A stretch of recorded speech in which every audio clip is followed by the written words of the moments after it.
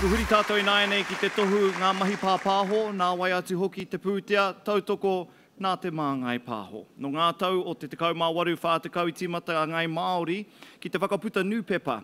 Whitu 15 tau ki muri nei, ka maranga mai ko te Pāpaho Māori huri noi te whenua i runga i ngā reo irirangi ki ngā kōrero mo te pakanga tuarua.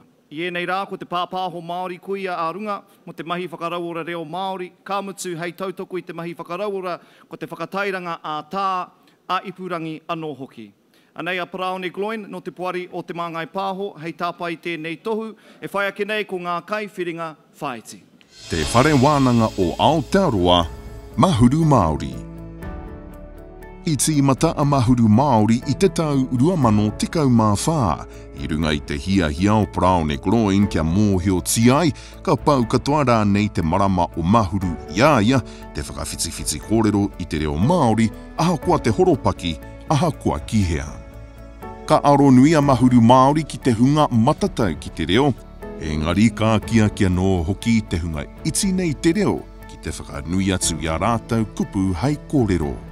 Ka mutu kua noho mai ko Mahuru Māori, hei wā nui i te maramataka reo Māori mō te tau.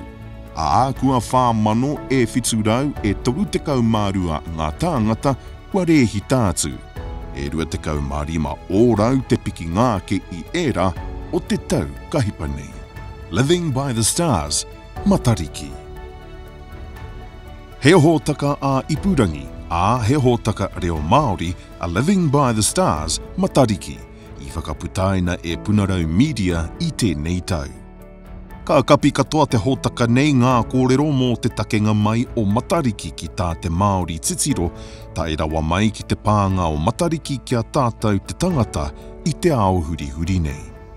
Mai te whakarewatanga o te hōtaka tuatahi i te marama o Hune, nuku atu i te 1 miliona tāngata ka mātaki i a Living by the Stars i te ao pukamata. Ko te whakamīharotanga o tēnei te tauranga, ko te nuinga he reo kore, he reo iti rānei. Aha kua tonu ka whāia te hōtaka reo Māori nei me ngā kōrero tuku iho mō Matariki, i whakarerea mai e te tipuna o ahorangi i rangi mātāmua, e rāwiri te kōkau. Nā ko nei o rā i te whakatau ki, ko Matariki ki tua o ngā whetū. Reo Time. I whānau mai a Reo Time i te kupenga paki waituhi o We Bear Bears. A ka noho hai kaupapa o te wiki o te reo Māori 2011. I kitea e te kaihanga e Blake Ihimaera me tōna tīma e tahi tamariki kamakama nei me tētahi kaiwhakari nanakia nei te pai ko tū kaiora hipi. Nā kati ki nātu te paki waituhi tawhito me ona tua tamariki tokotoru hai tū āpapa. Ka hua mai he paki hou poto hai āwhina i te tamariki ki te whakapuaki ki anga reo i roto i a rātau whakawhitinga kōrero i ia rā, me te ngahua no o te ako. Kua puta e nei paki poto ki runga i utupa, e tāia tonu tiai e ngā tamariki me o rātau whānau te whāwhātu, te whakamahi hoki. I te kaiwhakataki o tātou whakaaro ki te wāhi ngaro. Tēnā rau atu koe o tira kia tauana manakitanga ki runga kia kingi tū heitia. E noho nei runga i tahure watapu. Te uri ngutu, te tau, ngā oho o tira, whātua tāhai.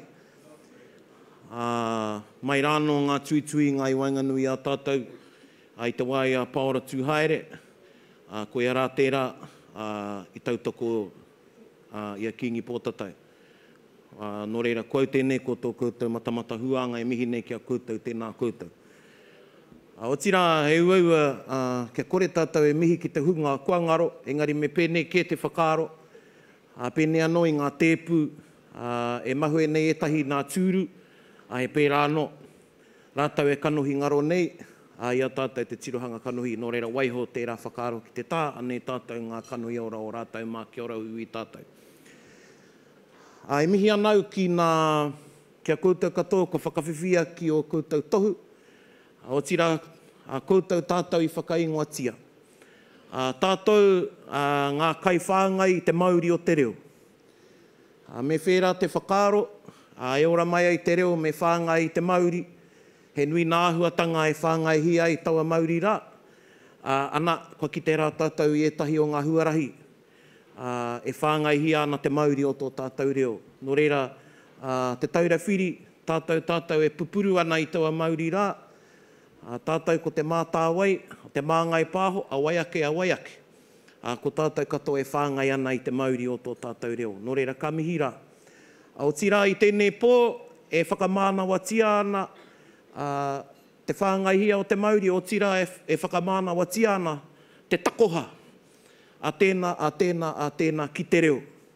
I nā te nui o te takoha, a te hunga i mua i a tātou, i tēnei wānei, ko te hunga o te wānei, e takoha mai nei, i ngā whakaaro, i ngā mahi, i ngā hekenga wera, kia ora i tō tātou reo Māori. Nō reira e mihi ana kia tātou. Kei au te kōpaki, kei au te mana. Ka reo e rā weke, kua i te toa. Aha kua rā. Mānawa mai e te putanga o Matariki, mānawa mai e te mātahi o te tau, mānawa mai e te tapu o te tau. Punarau Media Limited, Matariki. Koutou te ope o te rua Matariki, o tēnei whare kōkō rangi Reo Māori, tēnei te mihi nui kia koutou katoa.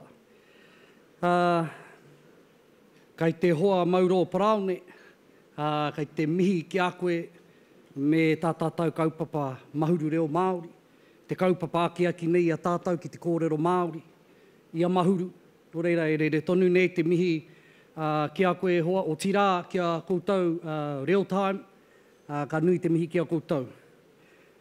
Pōhehe au kai te wāhanga hākina ki e mātou. Engari karekau.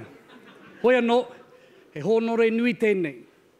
Aha kōko au kai te kōrero i tēnei wā.